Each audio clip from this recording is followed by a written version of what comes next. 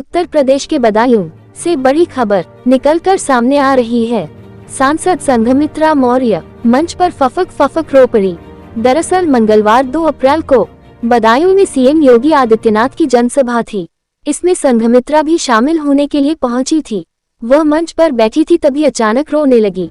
उनके बगल में माध्यमिक शिक्षा मंत्री गुलाब देवी बैठी थी।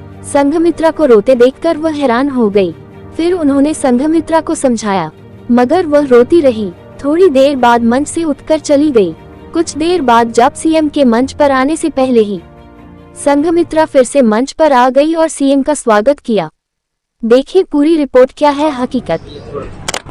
क्या हो गया, अचानक क्या हो गया कि आपकी आंख नम हो गई?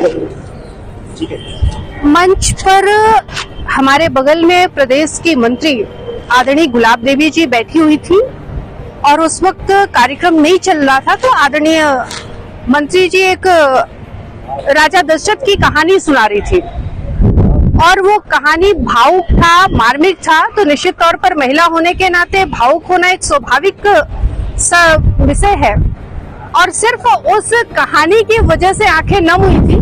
संघमित्रा मौर्य कोई कमजोर नहीं है। संघमित्रा मौर्य बहादुर महिला है और इस देश की आधी आबादी का नेतृत्व करने वाली महिला है। तो वो इतनी छोटी छोटी चीजों पर उसकी आंखें नम होना या भावुक होना कतई उसके ऊपर शोभा नहीं देता है। सर टिकट को लेकर तो कोई ऐसा अंदर से कोई चीज सामने निकल कर नहीं आई? टिकट को लेकर के अगर होता तो मैं पहले दिन जब लोकसभा प्रत्याशी जी बदायूं आए तो मैं उनके सामने बरेली से बदायूं तक नहीं आती, पूरे कार्यक्रम में उनके साथ में नहीं रहती। जिस हृदय की गहराई से मैं उनके साथ में लगी हुई हूँ, अपना चुनाव समझ करके, मैं कतई उनके साथ में नहीं होती अगर टिकट को लेकर के होता तो। पार्टी मान सम्मान को लेकर कहीं कोई ऐसी बात नहीं है? कहीं किसी तरह की कोई दिक्कत नहीं है। अगर तब भी कोई दिक्कत होती तो भी मैं कार्यक्रम से दूरी बना करके रखती।